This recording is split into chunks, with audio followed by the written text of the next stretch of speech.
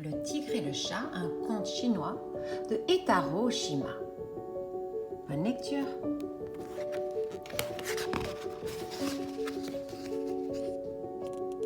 Il était une fois un tigre et un chat qui vivaient dans la montagne.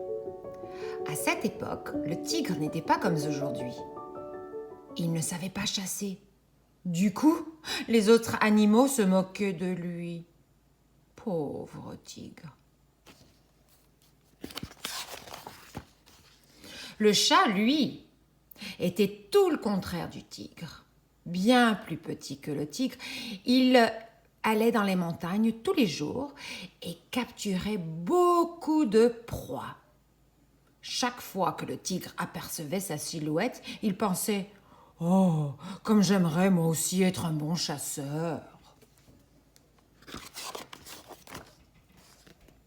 C'est ainsi qu'un jour le tigre alla trouver le chat chez lui et lui demanda « Dites-moi, monsieur chat, j'aimerais bien devenir un chasseur tel que toi, et je voudrais bien que tu m'apprennes le moyen de capturer des proies. » Le chat n'avait pas très envie d'être son professeur.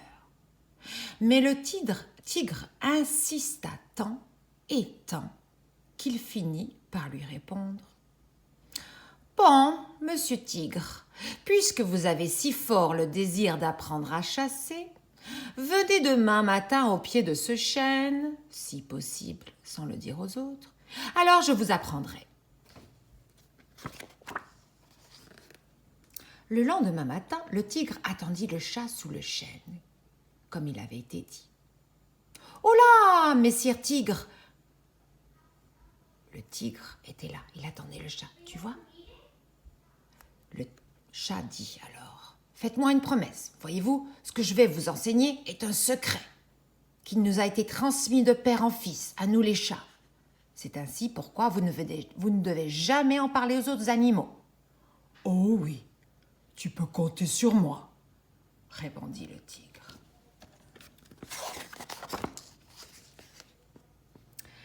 La première chose que le chat décida d'enseigner au tigre fut comment s'approcher de sa proie sans faire de bruit. « Allez-y, approchez-vous de lui doucement, sans vous faire voir. » Hélas, le tigre s'approchait, mais ce gros empoté du tigre se fit si bien craquer les herbes sous ses pattes que le canard, alerté, s'enfuit à tire d'aile.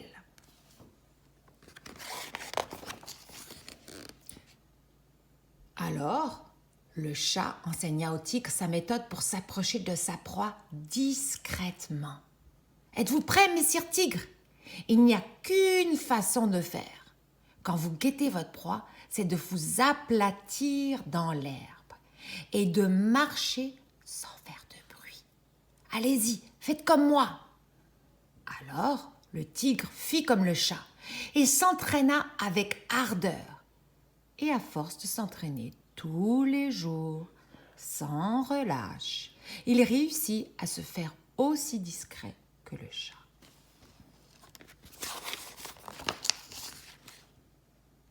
La deuxième chose que le chat décida d'enseigner au tigre fut courir vite. Bon, messire Tigre, imaginez une proie en vue et allez-y, courez aussi vite que vous le pouvez. Mais en voyant le tigre courir, le chat s'écria « Oh là là là là, trop lent, vous êtes trop lent, ce n'est pas à cette vitesse que vous attraperez une proie. » Alors, le chat enseigna au tigre sa méthode pour courir vite. Vous devez assouplir votre corps et vous en servir comme un ressort. Alors, le tigre fit comme le chat lui avait dit et s'entraîna avec ardeur. Et à force de s'entraîner tous les jours sans relâche, il finit par courir aussi vite que le chat.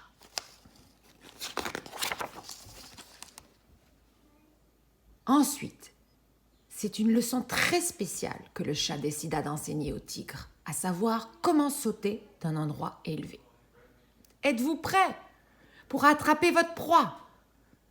C'est très difficile. Voulez-vous malgré tout essayer, messire Tigre? Oh oui, Alors, j'ai très envie que tu m'apprennes.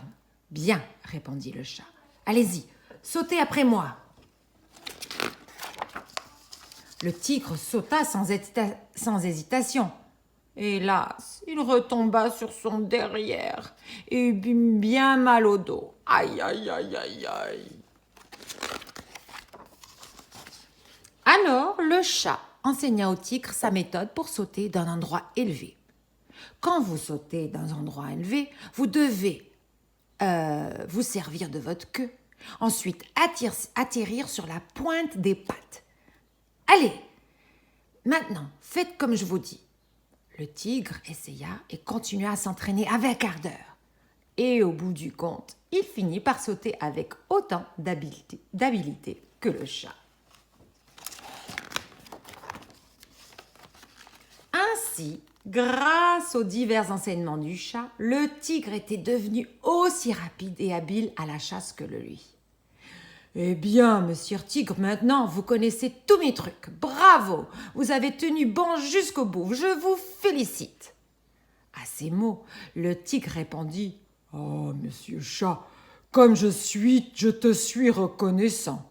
Et pourtant, monsieur Chat, il te reste une dernière chose que je voudrais connaître. » Ah oui? Laquelle? Et le tigre eut alors un drôle de sourire. Vois-tu, jusqu'à maintenant, je n'ai pas croqué de chat.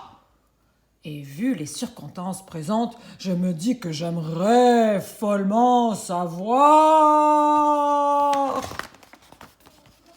quel goût ça a le chat. Sans autre avertissement, il se précipita sur le chat pour le dévorer. Quelle surprise pour le chat qui s'enfuit à toute vitesse. Le chat court. Le tigre lui court après. Le chat a beau être rapide, le tigre l'est aussi. Et pourquoi? Parce qu'il a appris avec le chat. Le tigre est sur le point de l'attraper quand, au dernier moment, le chat saute d'un bond sur le seul arbre qu'il se trouvait à proximité.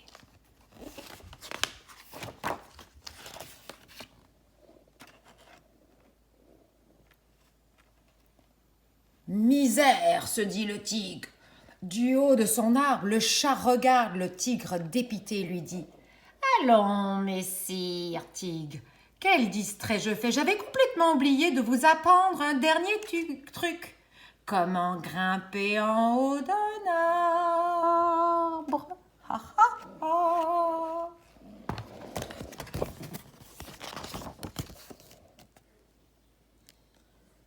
Voilà pourquoi, encore aujourd'hui, les tigres ne savent pas grimper en haut des arbres. Et voilà pourquoi les relations entre les tigres et les chats sont si déplorables, sont mauvais. Les tigres continuent de rôder dans les forêts profondes en quête de chats. Fin de l'histoire. Avez-vous aimé? Oh, il reste une page. C'est la raison pour laquelle les chats préfèrent vivre dans les maisons des hommes et que les tigres se gardent bien d'en approcher. Voilà l'histoire de ce conte chinois du tigre et du chat. Avez-vous aimé? Moi, ça m'a beaucoup